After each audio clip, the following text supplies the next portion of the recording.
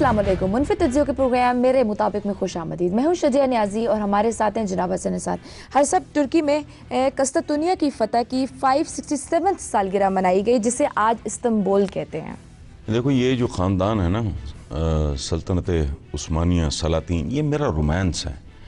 मेरे घर में आपने बेशुमार चीज़ें इस ख़ानदान से जो रिलेट करती हैं।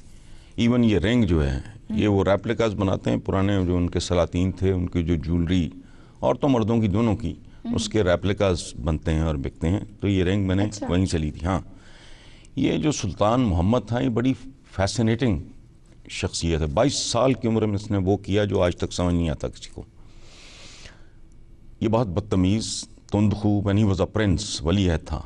वो टीचर्स वगैरह भाग जाया करते थे। तो इसका बाप बड़ा जरी आदमी था, सुल्तान मुराद। उसने फिर एक कुर्द टीचर का बंदोबस्त करके उसको कहा कि भूल के पढ़ाओ कि ये मेरा बेटा और वलीअहद है, इसको फड़काओ। सही, ये मोहब्बत की ज़बान नहीं समझता, ये बहुत एग्रेसिव है। तो इस तरह उसकी तरबियत हुई। फिर कई ज़बानों पे अबूर और ये और वो।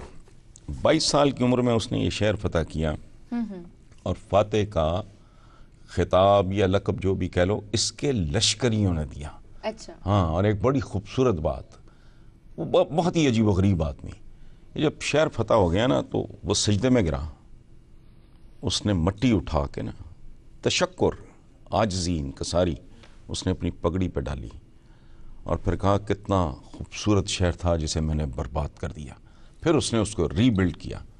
आया सोफिया जाते हुए ये बात उसने की थी। ठीक है, तो यही वो बंदा है जिसने वो जो इस्तांबुल का बहुत मशहूर एक बाज़ार है, कबट बाज़ार कहते हैं उसको, स्पाइस बाज़ार भी कहते हैं उसको, तो ये उसने बनाया था।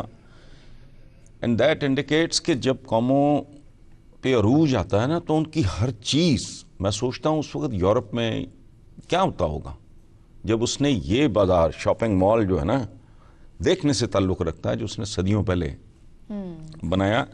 ये 37 हुक्मरानों पे मुश्तमिल ख़ानदान था, 3 कॉन्टिनेंट्स पे हुकूमत थी, टोटल 37 हुक्मरान, और सुल्तान मोहम्मद फातेह 7वां था हुक्मरान। हाँ, और हज़रत जो तुर्क तो उसको अबा अयूब कहते हैं, अबू अयूब अंसारी जो थे, हुजूर जब गए मदीना तो इनके पास ठहरे थे, उनका मज़ार भी उधर ही है। हाँ, आजकल ड्रामा भी तो चल रहा है ना, अर्तुगरुल। हाँ, अर्तुगरुल ड्रामा, तो ये भी उन्हीं के उसमें से। ये हाँ, ये अर्तुगरुल की ही औलाद का एक one of the most shining stars. हाँ, ये जैसे सुल्तान सलमान, जिसको यूरोप कहते था, यूरोप उसको कहता है सलमान द मैग्निफिसेंट। अच्छा, तो ये उन्हीं लोगों की लड़ी से है।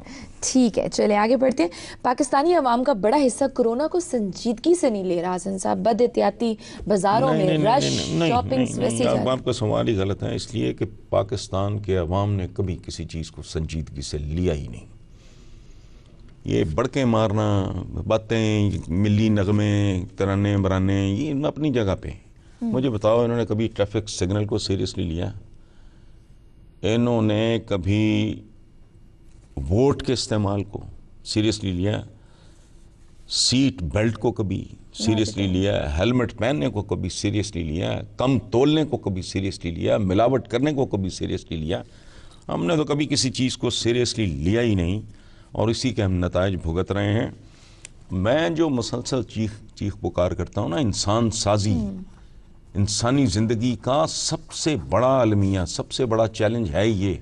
इंसान पैदा होता है बतौर आदमजात के, आदमी के, उस आदमी को इंसान में तब्दील करना, यही हुकूमतों का चैलेंज, बेसिक चैलेंज यही होता है। लेकिन हमारे हुक्मरानों को इन चीज़ों की ना तौफीक है, ना समझ है, ना अक्ल है, ना फहम है। इंसान साजी कमी है ना, इंसान साजी की। ठीक हाँ, है। बस टिड्डी दल के हमले शिद्दत इख्तियार कर गया साहब, इससे भी फौज ही निपटेगी।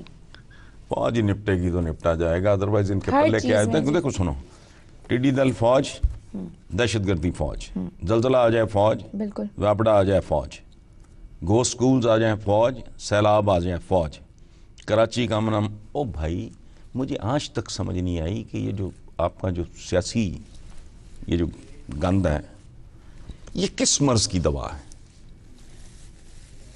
मतलब अमृत धारा तो फौज है ना। बिल्कुल, आपके जो इतने इदारे हैं वो क्या काम कर रहे हैं। हाँ हर चीज़ में आप उसको लेकर नई आ रहे बात तो नहीं है इसमें। हैं। ठीक है, एक छोटी सी ब्रेक ले लेते हैं, देखते रहिए मेरे मुताबिक।